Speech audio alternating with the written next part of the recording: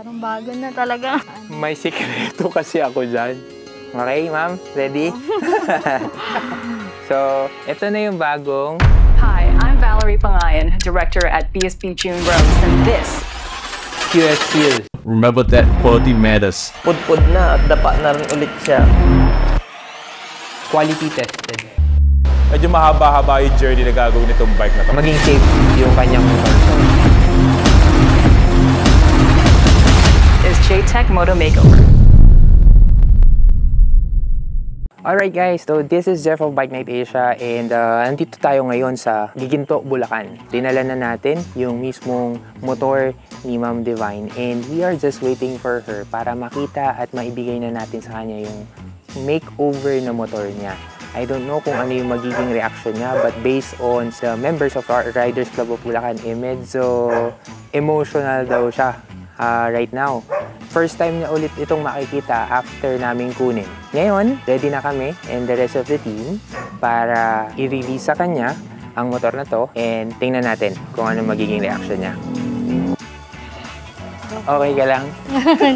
Kinakabahan ako. Kinakabahan si Ma'am Divine. Gusto ko sanang tawagin yung presidente ng Riders Club of Bulacan para tulungan ka i-reveal yung motor mo. Kamusta? Ito, ako kinakabahan. May bigay ang Bosch Philippines sa'yo, Ma'am Divine. Yan po. Yan lang po talaga yung dala namin eh. Uwi ko to.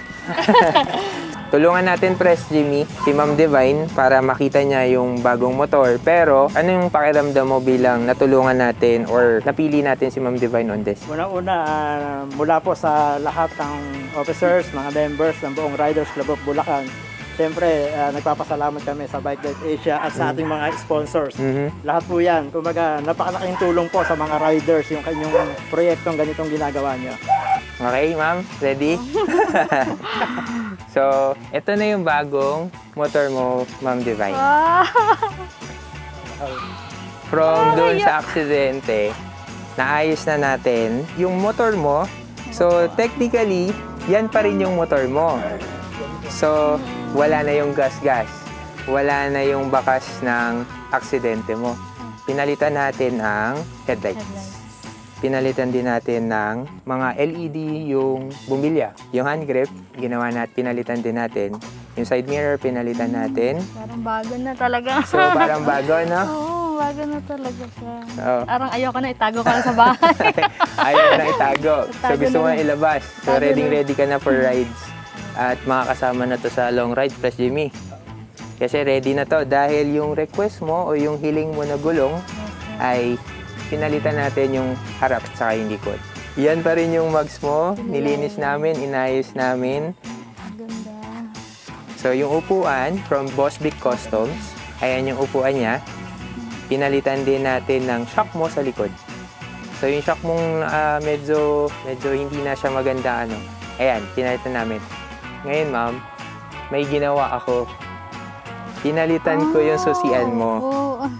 Kasi yung susian mo, may sikreto kasi ako dyan. Nawala ko yung susi mo. Sorry. No, sorry. Pero, pinalitan ko ng anti-theft na susian. I-start ko po. Sige, ma'am. Start mo.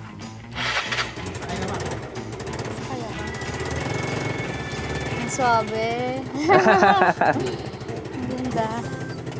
Sige nga, ma'am. Buksan mo yung ilaw. Uy! Bosch yan. Bosch yung busina mo. Mas malinaw na ngayon yung inyong ano, Ilaw po. ilaw. Press! And then of course, mag-signal light ka, ma'am. Signal Bago light. na rin yan, pinalitan natin.